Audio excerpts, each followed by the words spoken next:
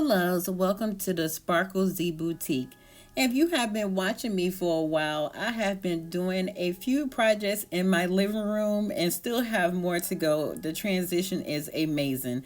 I will leave a playlist of all the projects I've done so far, and let's get into the one that we are doing today.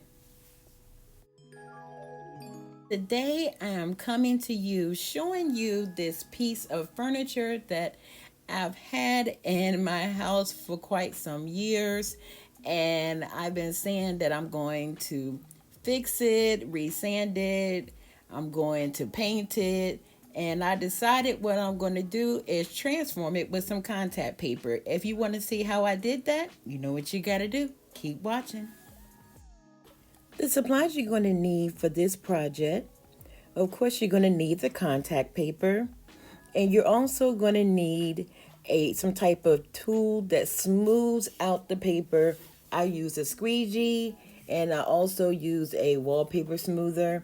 I like the squeegee better, but of course it's your preference. You're going to need a box cutter to do more detailed work once you add the contact paper. Of course, scissors to cut the contact paper. And you will also see later how I use a black spray paint. You may not need that. And of course, you need a screwdriver to take off any doors or hardware that you need to remove. While you're here, I would really love it if you would subscribe to my channel if you haven't already. And make sure you thumbs this video up and share it with your friends and family. And please leave me a comment.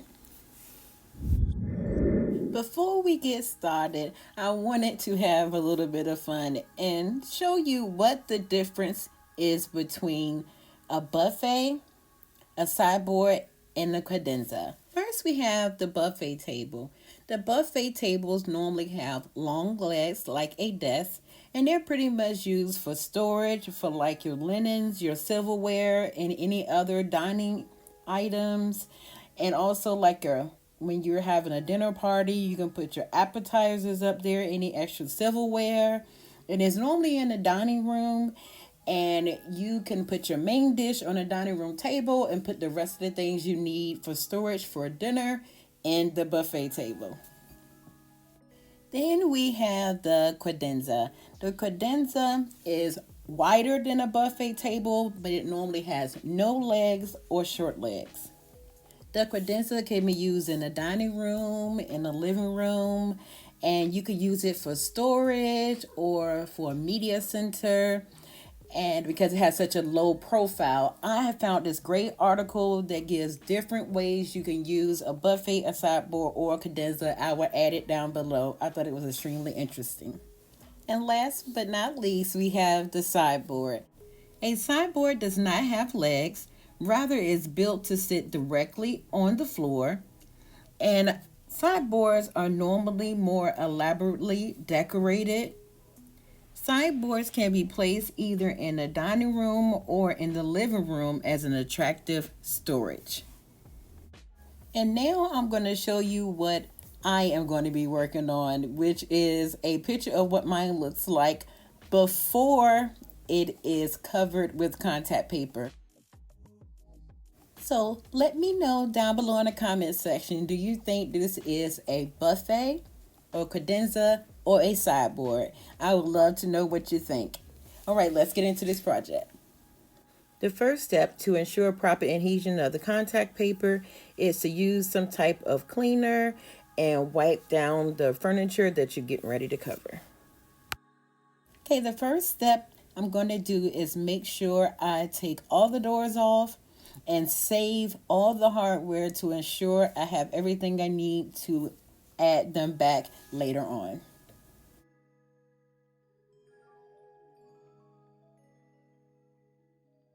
Okay, here is the contact paper that I decided to use. Of course, you can use whatever you like.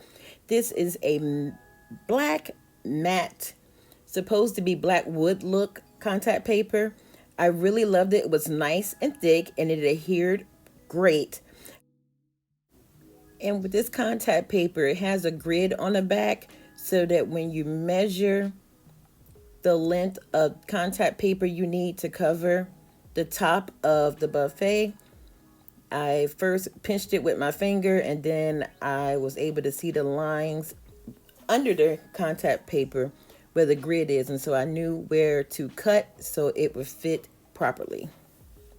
Okay, what I'm doing now is ensuring the placement of where I want the contact paper and trying to kind of fold it or crease it so that when I turn it over, I have a general idea of where I want to cut it. And also making sure that it's even on both sides, so when I add the pieces on the side, it won't be a big line of demarcation.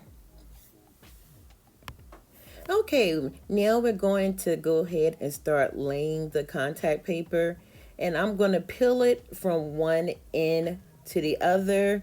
And I think it's best for you to watch because it's kind of a little hard to explain, but it's really self-explanatory.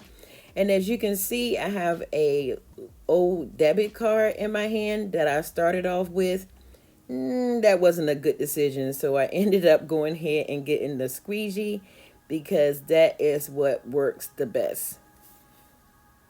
And this is the first time I've ever covered a piece of furniture with contact paper. So I learned some things along the way.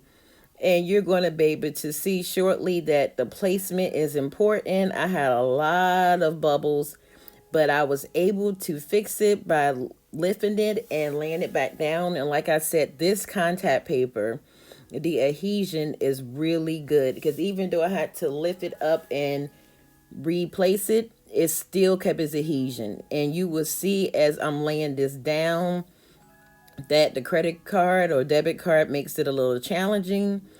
But I also use my hands, but you'll be able to see shortly how the adhesion is. And it really was a good contact paper, and I was able to adjust where I needed to adjust with no issues. And even when it was sticking together on the edge, as you will see shortly, I just took my time and separated the two pieces that were stuck and continued laying the contact paper down. Look at that adhesion. Just great. Okay, as you can see now, as I continue, I have the wallpaper tool and it works a lot better. But again, my favorite is the squeegee. But whatever you feel comfortable with, you can use that. Okay, now that I'm looking at the footage, I know why I like the squeegee better. The wallpaper tool lay it down, but it doesn't lay it down the smoothest. The squeegee just seems to cup the contact paper better where you don't have to keep going back and forth over the same place to get the air bubbles out. And now you will be able to see how much better the squeegee works as opposed to the wallpaper smoother and a debit card. And it came from the Dollar Tree. Can't get any better than that, right?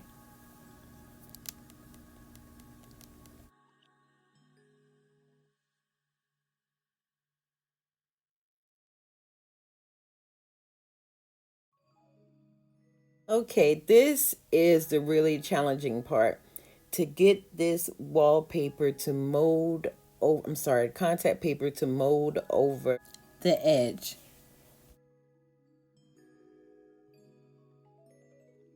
As you can see, I will be using my fingers and some scissors to cut little vertical slits.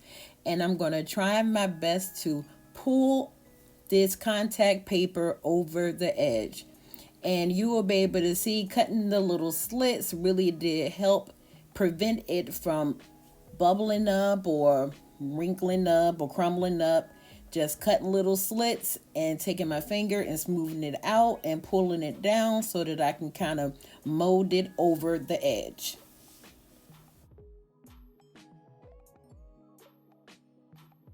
Okay, now I'm moving to the corner of the furniture and I'm going to cut a slit right where I want it to fold over in the corner. You can see I put a slit and I'm going to put the first piece down and then I'll put the second piece on top of that.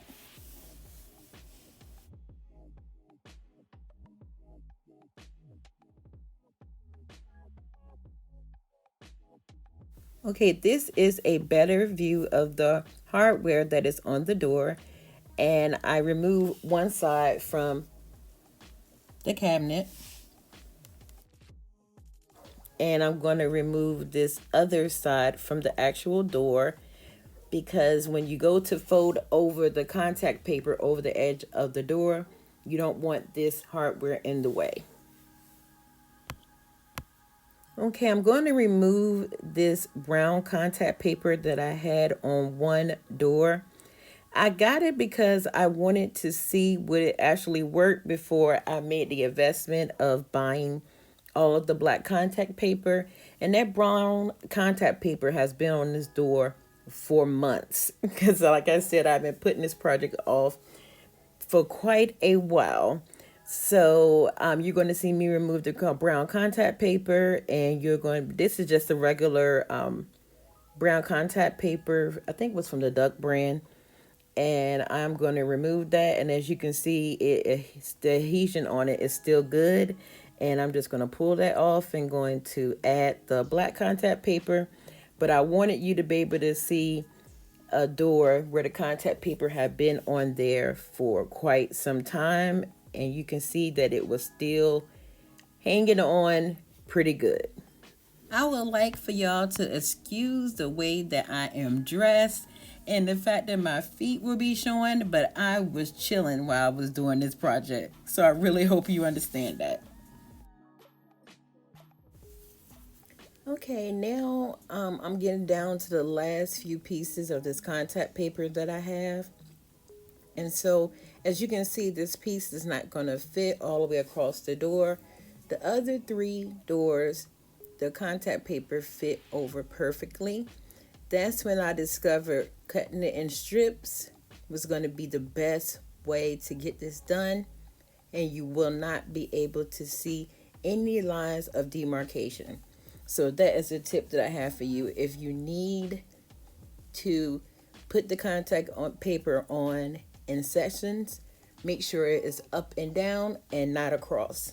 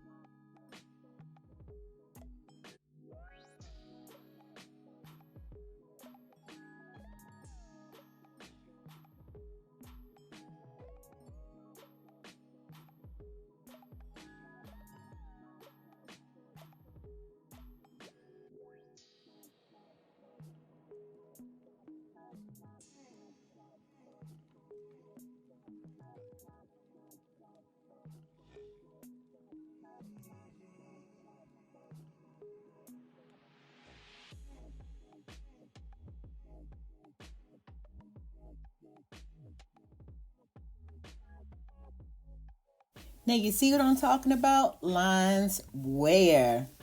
Period.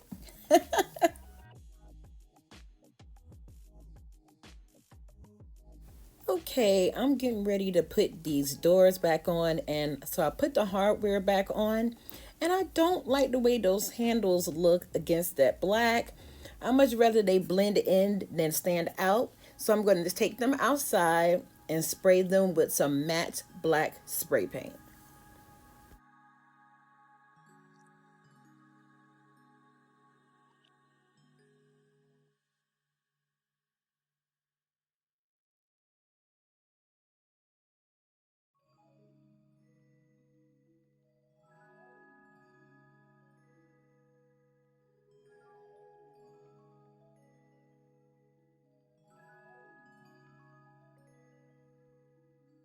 I took another box I had in the house and put it on top of the other box that the painted pieces are in because I didn't want anything to drop on the spray paint before it dried.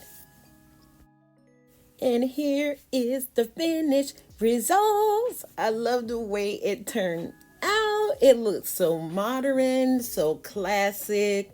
It turned out absolutely gorgeous. I could not ask for anything more. The only thing I can think is possibly I will sand it down later and paint it black, but why do that? Because I absolutely love this the way that it is. What do you guys think? Would you change anything about what I decided to use? Let me know what you think about it at the bottom in the comment section. I love you guys. And as always, be your own kind of beautiful because you, my love, are beautiful. See you next time. Bye.